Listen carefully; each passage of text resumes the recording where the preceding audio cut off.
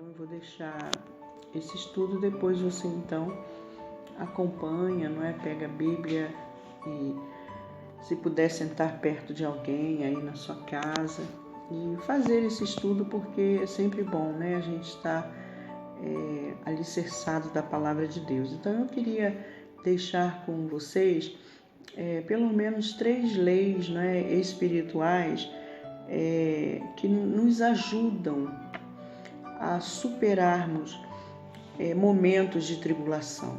Quem é que não passa por tribulação? A Bíblia diz que por causa do nome do Senhor Jesus nós somos entregues à morte todos os dias.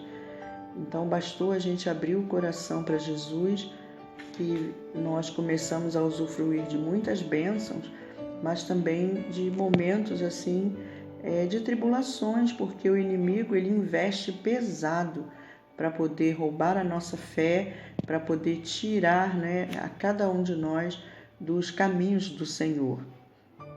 Então, a primeira lei, não é, que a gente trabalha nesse estudo aqui está em Romanos 8, 28, que diz assim, que todas as coisas contribuem para o bem daqueles que amam a Deus. Então, quando a gente entende isso, que tudo tem um propósito de Deus, até nas perdas, quando elas acontecem, há um propósito de Deus naquilo ali. Muitas das vezes as coisas não saem do nosso jeito, da nossa maneira, não é, porque Deus tem uma condução para aquilo ali.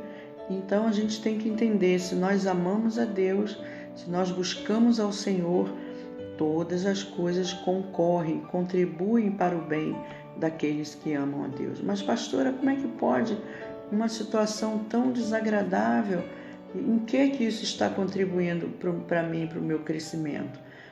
Bom, Deus tem detalhes que nós não temos. Então, se nós formos procurar algo a mais nessa situação, nós vamos encontrar, é claro, nós vamos perceber que alguma coisa o Senhor está querendo nos ensinar através dessa situação. Porque as tribulações, elas não podem nos afastar de Deus, ao contrário, elas têm que nos aproximar de Deus.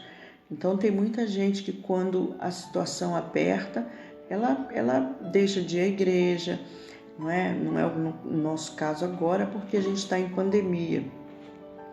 Mas quando não tem pandemia, quando essas coisas não estão acontecendo, muitas vezes as pessoas ficam em casa, ficam tristes, hoje eu não quero ir à igreja, não quero buscar, não quero saber de nada, ao passo que ela deveria buscar ao Senhor, né? Então, a tribulação, ela não pode nos afastar de Deus, ela tem que nos aproximar mais ainda do Senhor.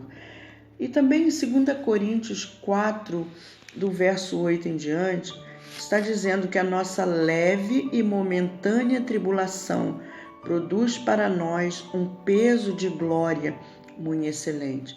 Olha, eu fiquei aqui repetindo esse versículo várias vezes, né?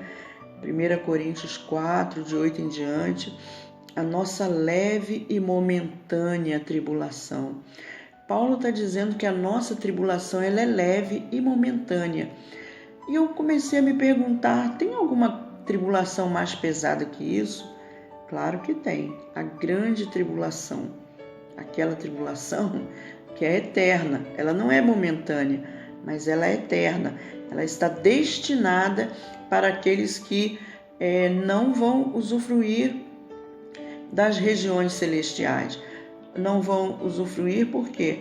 Por desobediência, por idolatria, tudo aquilo que no livro de Gálatas está especificando, né? Os idólatras não herdarão o reino dos céus, os mentirosos, os feiticeiros, e aí você vai buscar lá que você vai encontrar. Então, por isso que ele diz que essa tribulação que eu passo agora, esse problema que eu passo agora é algo leve, porque o que vem aí pela frente, não é? É algo muito pesado. Então ele diz, a nossa leve e momentânea tribulação produzirá para nós um peso de glória muito excelente. Por quê? porque é nessa tribulação, é nessa dificuldade, é nesse momento de angústia agora que eu corro para Deus, eu me aproximo de Deus, então isso tudo está produzindo um peso de glória, ou seja, o Senhor está nos honrando a nossa fé, honrando a nossa busca a Ele. Então, isso é glória muito excelente. Muitos heróis da fé se superaram nos momentos da dificuldade e eles estão registrados lá no livro de Hebreus. Então, muitos heróis da fé se superaram. Por quê? Porque é nesse momento da dificuldade que a nossa fé se renova. É no momento da dificuldade que o Senhor conhece de fato aqueles que são dele. Ele já sabe, mas eu estou dizendo que são as nossas atitudes que vão definir se eu sou do Senhor, se eu confio nele, se eu busco a ele de fato ou não. Então é no momento da dificuldade que nós somos conhecidos, que nós somos testados na nossa fé, na nossa maturidade espiritual. E a outra maneira, a outra lei, a terceira lei espiritual, que nos ajuda a superar os momentos de tribulação, está em Romanos capítulo 5, do 3 em diante, que diz que também nós nos gloriamos nas tribulações. Quem falou isso? Paulo também. Eu me glorio nas tribulações. Paulo dizia. Por quê? Sabendo que a tribulação produzirá paciência, e a paciência, a esperança. A esperança não traz confusão, porque o amor de Deus está derramado em nossos corações e pelo Espírito Santo que nos foi dado. Então, o apóstolo Paulo ele fala com clareza, né, que ele também se gloriava nas tribulações. Por quê? Porque justamente as tribulações ela vem consolidar esses 2 primeiros versículos que nós falamos. Tudo concorre para o bem e a nossa leve e momentânea tribulação produz para nós um peso de glória muito excelente. E para terminar, eu pediria que você lesse, com calma, também em Romanos capítulo 8, a partir do verso 31, que é o cântico de vitória do povo de Deus. Se Deus é por nós, quem será contra nós? Que diremos, pois, a estas coisas? Se Deus é por nós, quem será contra nós? E aí ele vem lá trazendo uma série de exemplos, Quem poderá nos separar do amor de Cristo? Será que existe alguma coisa capaz de nos separar do amor de Cristo? Aí ele vem falando da tribulação, da fome, da nudez, da angústia, e depois da altura, profundidade, largura, e depois então, quando ele termina todas essas definições, ele vai dizer, como está escrito, por amor de ti, somos entregues à morte todos os dias. Quem nos separará do amor de Cristo?